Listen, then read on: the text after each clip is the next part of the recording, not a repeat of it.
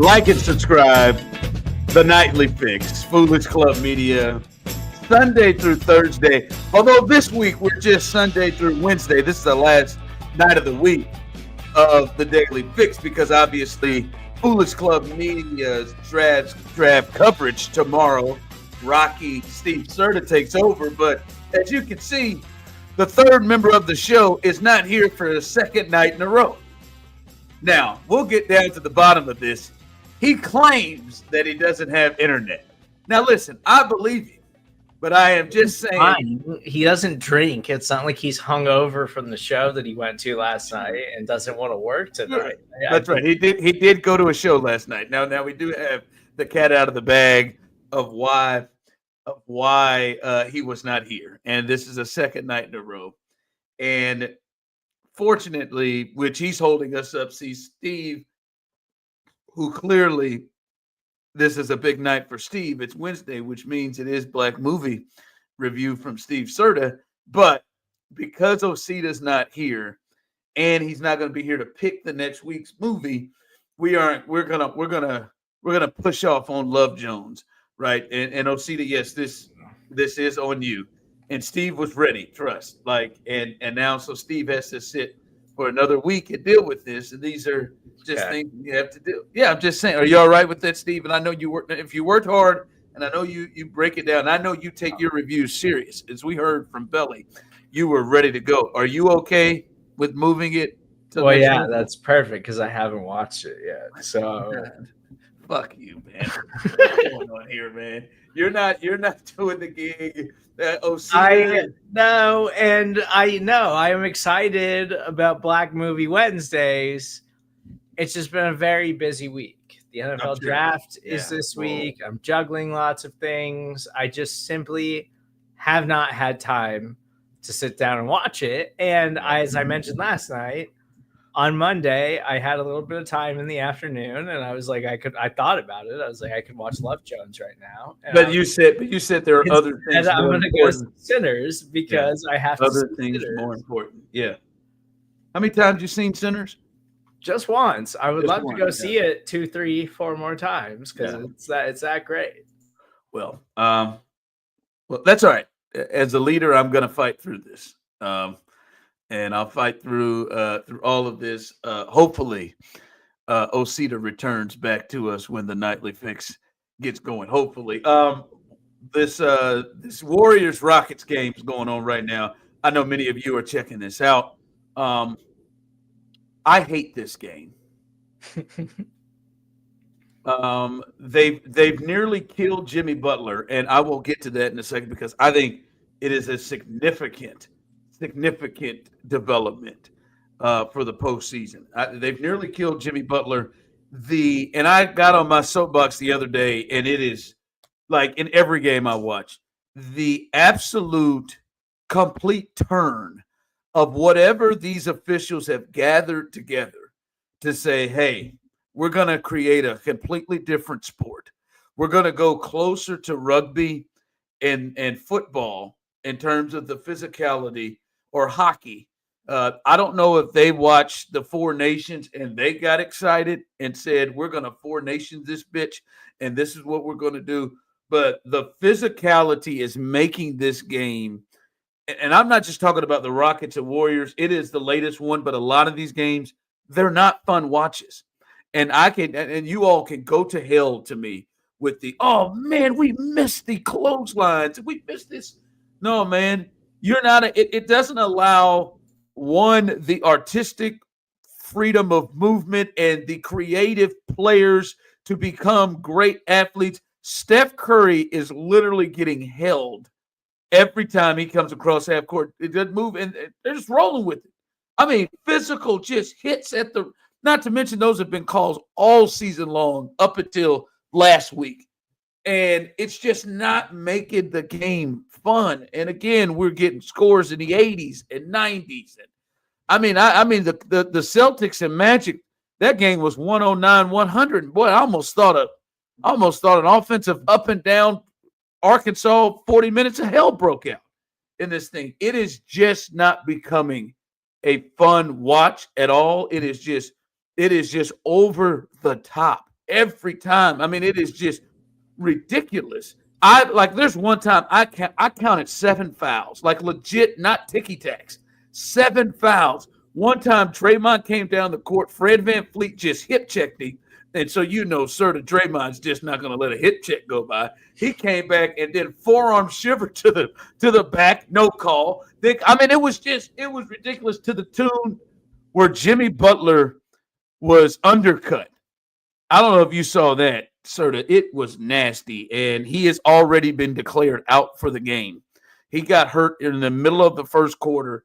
He goes up just for a rebound, and Amen Thompson just completely undercuts him, and he damn near flipped.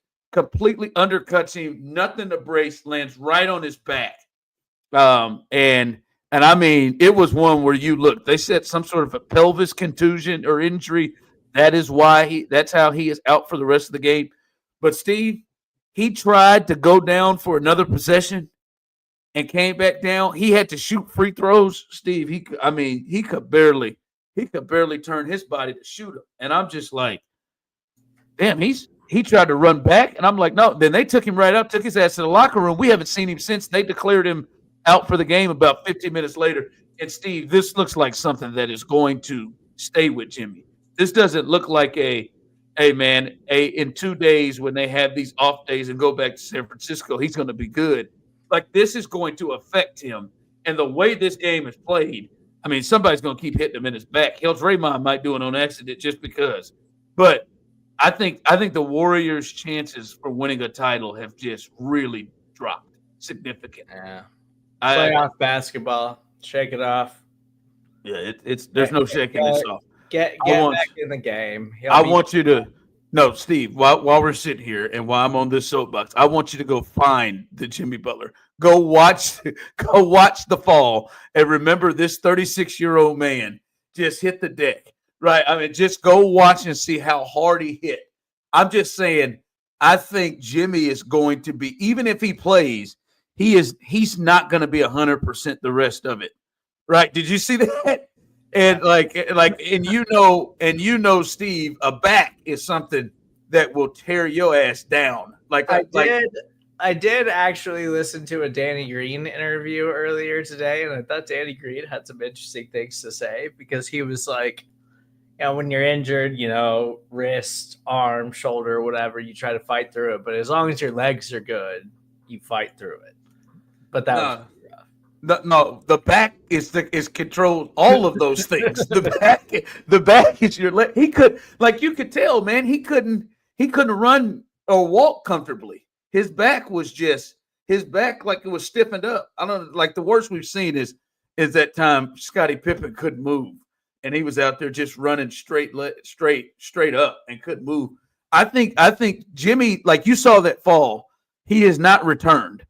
Jimmy's going to have problems for the rest of the time that they're playing, and they need him. And watching him right now, it is clear with their offense they need him. Now the Rockets at the half, they are up by 14. They should go ahead and win this thing. Now Steph kind of got hot. There was a moment, Steve.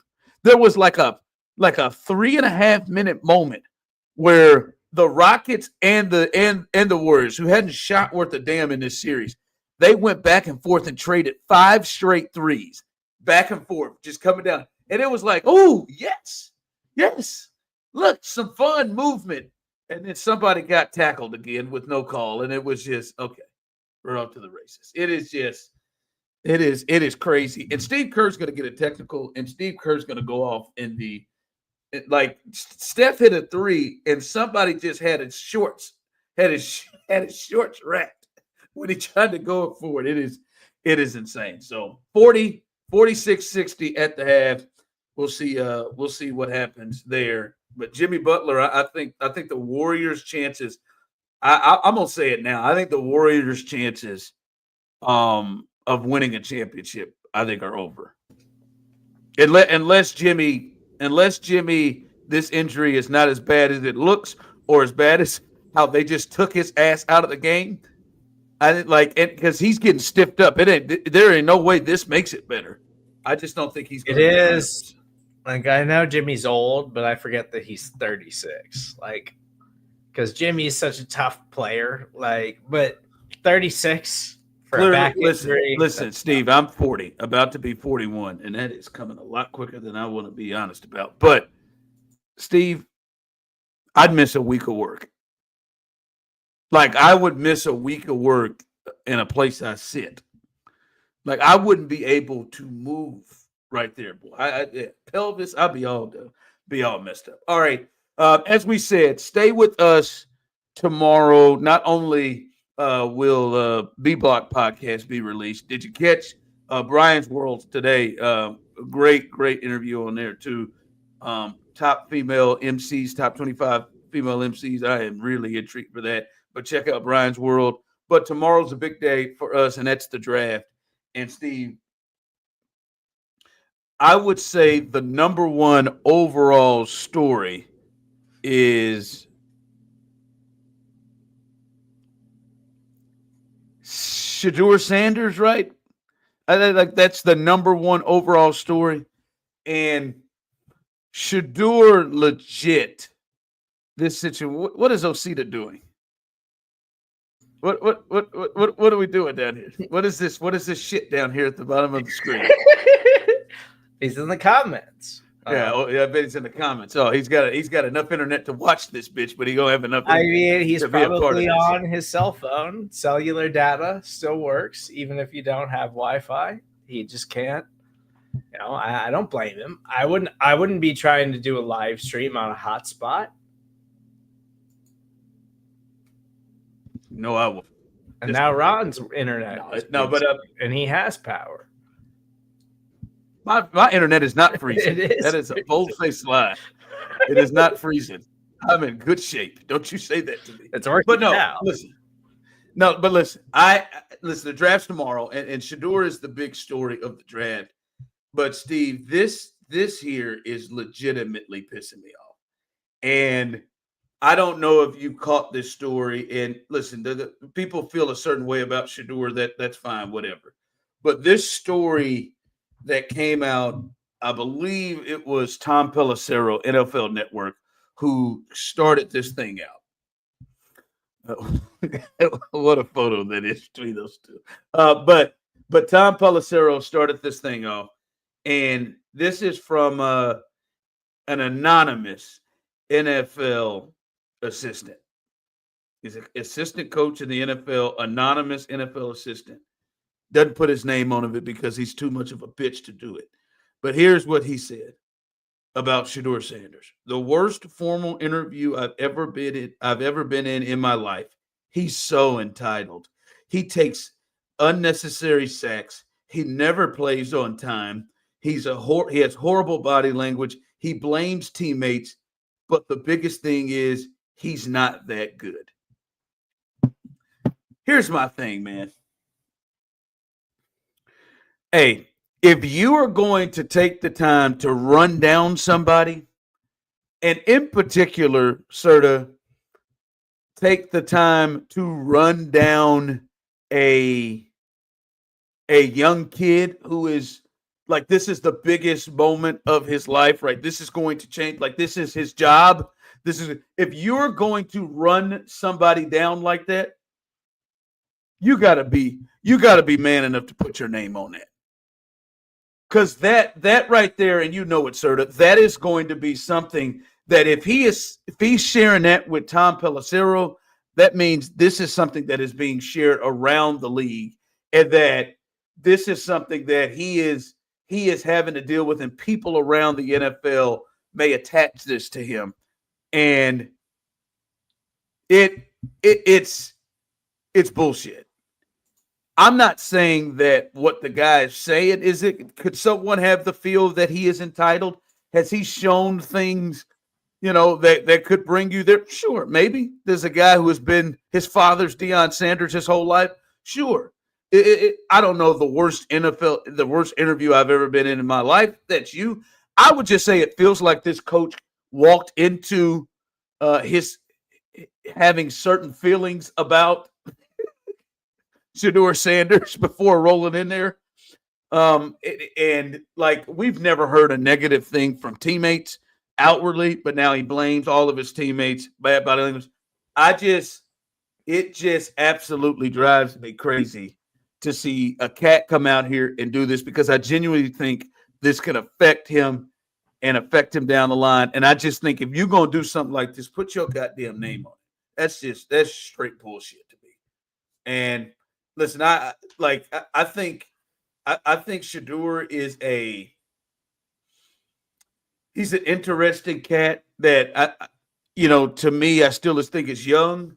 I think he is brash. I think he is bold. I do think he has put himself in some of these situations that, he's done some things like went and got a watch and put the watch on in the coach's face. I think there's some things, but I think he's still young. But this right here is running him down. This right here is putting his future in jeopardy, at least to where it could be in jeopardy, and messing with money. And if you're going to do it, put your name on it. Say my name is Mike Kafka, or you're whoever the assistant is. Put your name on it. That pissed me off, man. Well, and of course he's bold. Like, of course he's confident and brash. He's Deion Sanders' son. And Deion took college football by storm with his son as the starting quarterback. I really have grown to despise draft season because of things like this, because I feel like you see how grimy it is, especially leading up to the draft. Like, you see how gross it is, where it's, anonymous white NFL scout or assistant coach who doesn't have to attach his name to anything. So you went ahead and made it. You went ahead and made him white, huh? And yeah, for sure. 100%. And can say whatever he wants about this 21, 22-year-old kid and jeopardize his future because he doesn't like his attitude, or he's not comfortable with the way that he speaks or acts, or he's not buttoned up in interviews. Like, I had this conversation with somebody recently too about they were looking for a job and trying to navigate that. And I was like, as stupid as it sounds, I was like, you got to kind of play their game a little bit. You got to talk the way that they want you to talk. You got to sound the way that they expect you to sound, because they're easily offended and they will pass judgment on you very quickly. The fact that this is happening in professional sports at this level is absolutely stupid and absurd, because at this point, how have these guys not spent enough time around athletes at this point to be hey, to be able to identify and have conversations with these people, that you're going to meet people from all walks of life who don't sound the way that you expect them to sound, who aren't going to talk the way that you expect them to talk, and who are going to have different variations of confidence levels. And all of that stuff translates to professional sports. So I don't know why anybody would ever hate on it. But with Shedeur, it is strictly just he's not a team player. He's overconfident. He blames all the problems on everybody else. And it's all bogus. I don't for the most part, it seemed like I know there were some issues with Deion when he first came to Colorado. And I think that had a lot more to do with Deion than it did Shedeur, because Deion was just pushing players out and saying, we're trying to get good players here into Colorado. But all of this stuff, the anonymous quotes and things leading up to the NFL draft about any player and whatever round it's going to be, are always so bogus and gross to me. And I think it's just grimy. And I really hate that about the NFL draft, because these are grown ass men that are saying this about kids that are trying to change their lives on Thursday night. And that, you used it, as you said that it's bogus. I don't even know to argue the point that it's bogus. Yes, I would take this, whoever this anonymous bitch is, I would take his comments and kind of throw it to the side, because clearly, Steve, there is no way that Shedeur Sanders in a 15-20 minute meeting took a guy so much so to be, to feel this type of anger towards him, to want to go out there and you know make him look this bad publicly. There's no way that just occurred in a 20-minute meeting, right? Or we would have heard the ins and outs of the craziness of this meeting, right? This is clearly, this person to me went into it with a feeling of Shedeur prior to going in there of, man, I ain't feeling this guy. I don't like this cat. And so I think this guy went into the meeting feeling a certain way and feeling like he ain't that good. What's all the hype? All the hype is this is Deion's kid. So, but again, I don't even want to say or know like if it's bogus or not. That's not even my thing is. My thing is, as you said, this is a grown ass man. Like you would think as an assistant coach, like a grown man who has been through things. And he is coming out and putting in jeopardy to a young player just starting it and not putting his name on it. Right? Like if you again, I said it before, like if you are gonna take the car and drive over a kid like this, the at least you could do is have the balls and the decency to say who you are. Right. So because you want to know why? Because I need to hear from you. I want to see an interview and talk. I want you to explain to us why you're saying this and why you are messing with this cat's buddy. But you don't want to do that because you want to look bad. But you know who will have to answer this at some point? You know who will have to say this is he will. What about this meeting? And again, Steve, aren't these meetings supposed to have some sort of like privacy? Right? Aren't they supposed to have some privacy? And you're coming out telling it, and so now he's got to address it. So listen, I'm not going to say that there may not be a point of some of his teammates that have had issues with him, or some people have. I'm not going to say that because I don't think that's impossible. I think there are probably some people who have issues with Steph Curry, or there's probably some past teammates who have had some issues with Patrick Mahomes, whatever.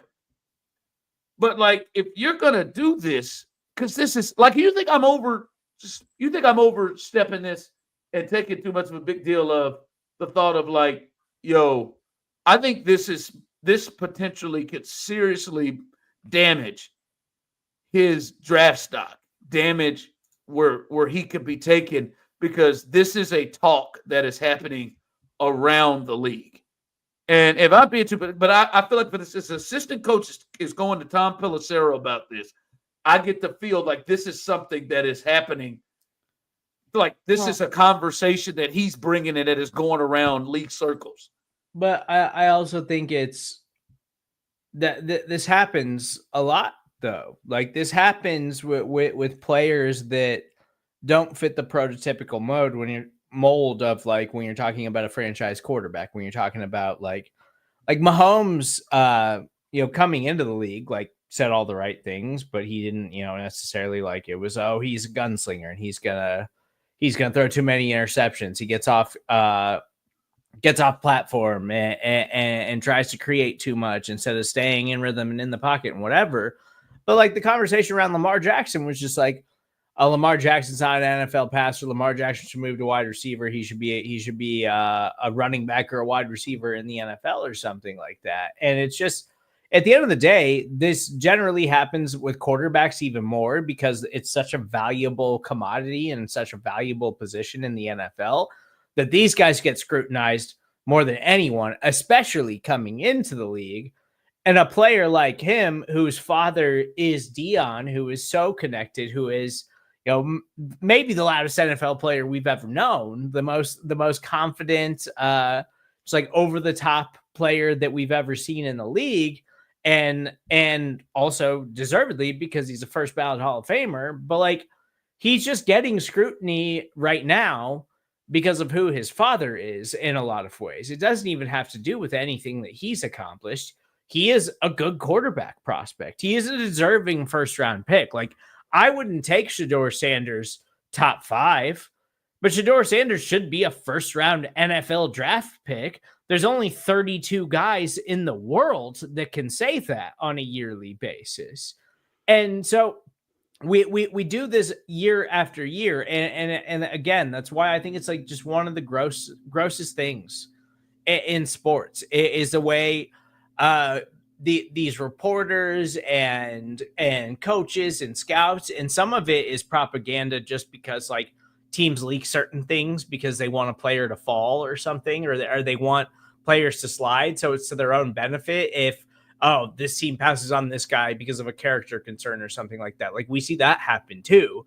It's all just gross because these are kids that are trying to change their lives. And I understand Shedeur came up with a much more privileged upbringing than a lot of players coming into the league, but that doesn't mean that he doesn't deserve where he's at right now. But like, Steve, he's deserving of what he's gonna see happen probably in all likelihood on Thursday night. And I guess maybe this is where maybe you disagree, or maybe you don't. But like, doesn't this feel like more than a hit than just scrutiny? Like at this time and at this point of how this affects him, this feels like more than scrutiny. This feels like a hit piece to try to screw over this kid's chance to go and make as much money or get to the best place he can be in the draft. That's my thing. Is this just feels more than just a hit piece? This feels more like a hit piece and not just regular scrutiny, because scrutiny is hey man, he holds onto the ball too long, right? Or hell, maybe he is somebody that is, that we wonder about his leadership when things go wrong or something on the field. We've seen this. Like, he's a bad teammate. He blames his teammates. What was there's one thing he said, an absolute, Steve, and that always gets to me. He never plays on time. What the hell are you talking about? First of all, what are you talking about? He never plays on time. They had most of their offense was on time. Most of their offense was quick throws. Like Dan Orlowski said, 50% of their offense were throws that offensive line also sucked ass. Yeah, but most of their throws were on time plays where it was inside of 10 yards, a lot of screens and hitches and stuff like that. So he doesn't have a big arm. That's a fair criticism. Like, I have questions about whether or not his arm could translate to the NFL, but like, there's things that he does well as a quarterback. Like, I think he could, in the right system, you find the right coach with the right team. Like, Shedeur Sanders could totally succeed in the NFL. I don't think he's going to be a superstar necessarily, but he could totally be a functional NFL quarterback if he lands in the right spot. Yeah, but those are criticism. You coming out talking about he's entitled. What the fuck's that have? What is that? Like, what is that? That's just because he's Deion's kid. Like, he's entitled. Like worst interview I've ever had in my life. Like, he's like it's just like that is a hit piece. That's on that bullshit, man. But listen, we'll see. Real quick before, like, what do you think we're talking about tomorrow in the draft with him? On the, like, where he goes. Do you think this is a deal? Because it is interesting. Because Steve, he decided not to go to Green Bay. And by the way, what the hell are people doing at nightlife? What the hell are people doing? Where is anyone? Been to Green Bay? I mean, it's fun. Okay, again. I went once. It's everything is right around Lambeau Field. It's just a big bar district around Lambeau Field, and then there's neighborhoods like 3 blocks away. Like, again, when we say bar district, like when you say how big this is, do you think this? Do you think this power and light? It's more like neighborhood bar and grills. Like, yeah, I know that. So then, do you remember how many people were in Nashville when we went to? Yeah. All right, and think about everything that it had right there. Now put that in Green Bay. Yet again, what are we doing after all the festivities? Right? Do you remember the first day we were bar hopping, we were hitting things, those English people we ran into? Like we had a blast every night, right? We rolled into the, obviously we finished the late nights at Waffle House. But what the hell is there to do in Green Bay? What I just for that amount of people. Like, all right, hey, if we were going to Green Bay to go see a game, yeah, it's not 300,000 people there. Yeah. Right. Like it I also feel like they lie about the numbers at these NFL drafts, like all weekend long. Get out of here. Steve, do you remember how many people were up and down Broadway? Yeah. Do you remember? The NFL draft in Nashville was legitimately chaotic. I was at the NFL draft in Kansas City last year, and it was not nearly as chaotic. Though Kansas City would make you think it was the most insane thing that they've ever hosted. Not nearly as chaotic as the one that we went to in Nashville. Steve, it was pretty thick.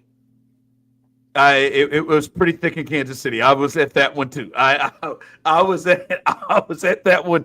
Like Westport was full, Power and Light was full. Like that, like the bars and places for people. The plazas spread out here was full. Because in I'm just saying, everything's right there. That's what I'm saying. Now you've been to Green Bay. I've not. This Green Bay, as you said, everything is right. Those neighborhood bar and grills. But when I went to Green Bay, Alex Smith was still the Chiefs quarterback. So it's been several years, and Aaron Rodgers and Randall Cobb was like their best wide receiver. Yeah. So I don't think Green Bay just turned into Austin since you last been there. It's just grown. But maybe they beefed it up a little bit. But no, I mean it's a fun. It feels more like a college atmosphere, like a college town, than it does. Yeah, I'm not saying that normally there's not anything to do, but I'm just saying when you put that many people down there.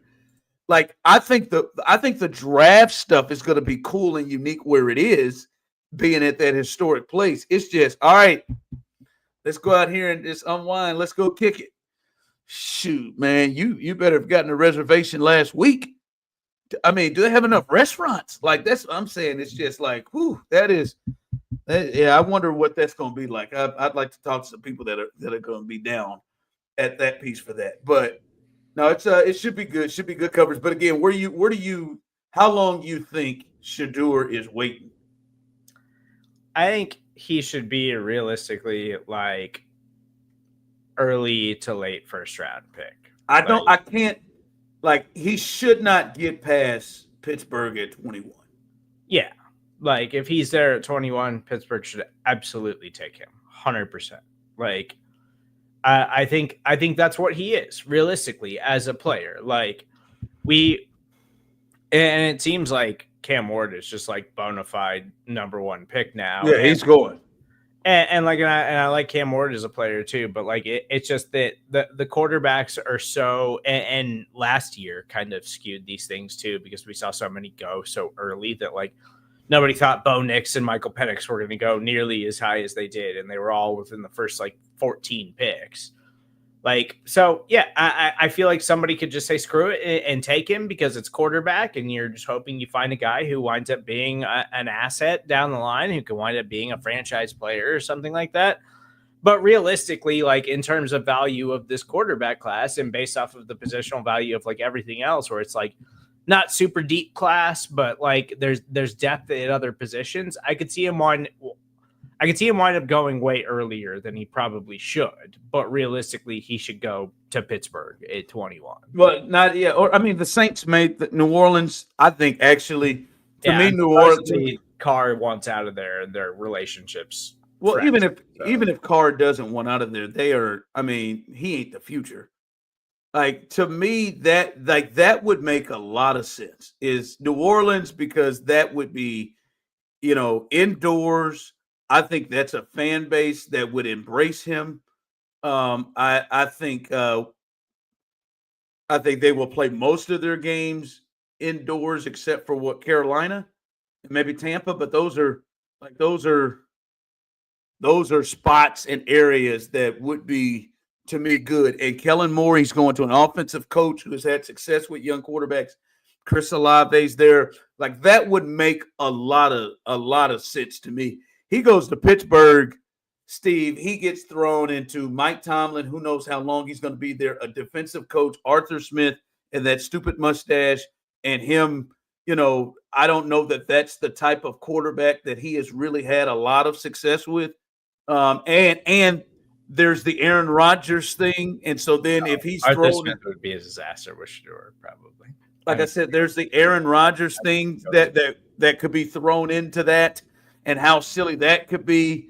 Like in cold weather, like having to play games at Pittsburgh, in Cincinnati, in Cleveland, and in Baltimore.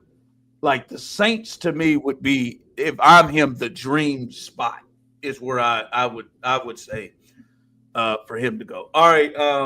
Yes, Osita is not here. He has texted me and texted us and said he has a perfect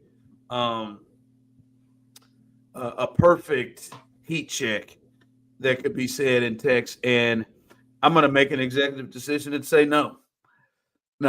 You'll do your heat check, save it. You do your heat check when you get here. All right, I understand. You don't know. No, I don't want to know it. No, we'll do it when he gets here. You save it. No. We don't need a. Stop. Take that one. No, we don't. I do want to finish this thing up with here. By the way, Golden State's trying to make a run, even with Jimmy Butler struggling with his pelvis. So, Miss Butler, no. Did he return? No, he's not returning. He's going to be 70, and he's going to be 75%. He's probably already on the plane to San Francisco by now.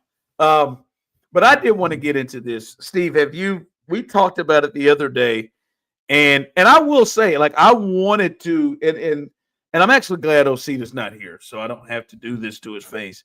I was going to have to retract things that I said to Osita about the Shannon Sharp thing.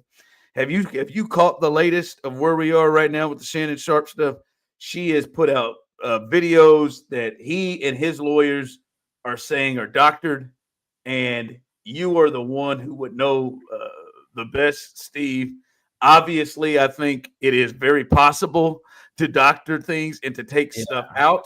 I don't know if that is something that has been done, but that is what they're claiming. But it is some just by what has been put out by her attorney, Tony Busby. It is some damaging stuff, like saying, him saying, "I'll choke you" and stuff like that. Not understanding the context, but I mean, it is damaging things that are being said with him right now, and it does not look good. And it has continued to come out. Now he has put out her nasty ass text messages that has continued, but it is not looking good. Listen, I don't know that I want to like dive into stuff that we don't know all about right now. Sure. But the thing that is interesting is this came out Sunday night, Monday. He didn't miss a show on First Take. It was on First Take. I've heard Stephen A. on his own show start to talk about it. I have heard Shannon has made multiple statements himself about it. He has continued to do Nightcat with Chad Ochocinco, like not that like nothing's happened, because he's addressed it on that, but he's continued to do that. Obviously, he's got partnerships with The Volume right now, even though that's coming up. He's got partnerships with ESPN. He's got the partnerships with whoever the sponsors with the Nightcat. Do you think, Steve, from all we know right now, do you think we have potentially reached the point in the story of, we're going to have to pause these partnerships? Do you think we've reached the point where, like, he has done his last First Take until this stuff gets resolved, or are they going? Because I've been surprised he's just been continuing to move forward and sponsors haven't pulled out or anything like that. Yeah. So I haven't totally been keeping up with it, but like I've seen some headlines here and there, so I'm not gonna say that I've like watched the videos or audio or whatever it is to try to break down whether or not it sounds like it's doctored or something like that. But I'm just saying what they're claiming. Yeah, based off the headlines that I've seen, like it seems pretty not great. Like it seems like generally it's an ugly situation for both people. That's a real way to describe it. It feels not great. Yeah. So if I were him, I would stop doing things. I would take a step back. Oh, you would stop doing Nightcap. You would stop doing. I would take a step back and be like, let's deal with this, because with me being so forward facing and me being out here just pretending like everything is all right, I think that's when like sponsors and things like that like start getting squeamish, and they're like, well, you know, you got all this going on right now. Like, don't you think you should take a step back and like try to deal with this? And I'm not saying like that's should be what his like sole focus is or anything like that. Like, but I think generally just speaking, like just being out there every day, trying to go business as usual and pretend like nothing is happening in your life is just generally not a good way to go about things. And so I think like for him, like, I think it would personally be good for him to try to step away for a little bit, because it's not as if Shannon needs the money. It's not as if Shannon needs to be doing this all of the time, but he should kind of step away and try to assess the situation and figure out what they have to do or what the situation is moving forward. And you know, and I don't know, like, I don't know the circumstances of the entire thing, but like, yeah, like, I would probably stop pretending that everything is fine and that everything is business as usual. Now he has addressed it, right? Now he has not addressed it on ESPN. Like, that's the one, Steve. I like Stephen A. said his bosses, all the top bosses of the ESPN said is they're looking into it. And I'm paraphrasing here from Stephen A., but they're looking into it and they're taking the matter very, very serious. And that's all he said. But, like, I don't think he's on First Take Monday. If this is still in the situation, like things have gotten he probably shouldn't be.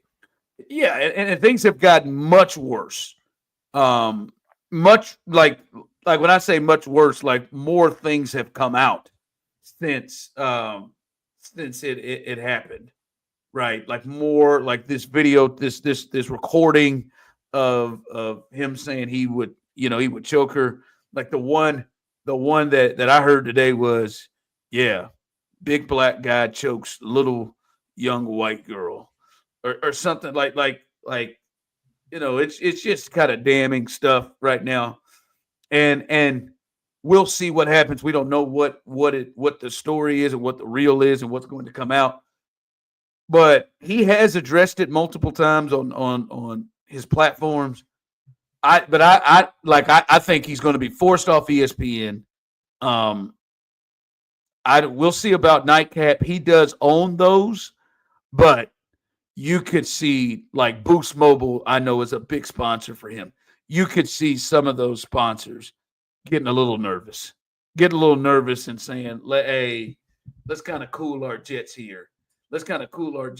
And this big deal that he could get, podcast deal with which, $100 million, I think it was said that he could get, this could be in real jeopardy if this thing keeps going left. As I see Osita keeps saying he believes he's flamed. We'll see. I don't know. They are legit taking the Jay-Z approach of just really just Tony Busby this is what he does and all of this stuff. But I don't remember there being audio stuff that Jay-Z's people had to negotiate through. There was testimony, but audio stuff that Jay-Z's people had to kind of deal with. And I think that's where the hurt is. And they've got to try to prove that if that's wrong. They've got to try to prove that part off of it. But yeah, I think this is the last time we've seen Shannon in a while on ESPN. Nightcap, I bet he keeps doing it. I bet Chad has a field day with him. Plus, this is Chad too, but I mean, I don't know how much money they're gonna miss on this thing. So All right. Osita, who usually ends the show, is not here, so we'll just have to end it like normal shows, which is obviously that's unfortunate. But hey, man, can't control the internet, right? It's unfortunate. Be listening though tomorrow. What time's draft coverage start with you and Rocky? 7. 7 o'clock. 7 o'clock sharp. We'll be live right here on this feed. Foolish Club Media, the draft special. A lot rolling, a lot going on. Shedeur Sanders, the Chiefs, all the other teams, the Bills, the Ravens, the other teams there that are in the hunt, Super Bowl contenders. This is it's gonna be a fun night. We'll see what kind of surprises we get here. All right, damn it, Osita, this is your fault. We have to end it this way.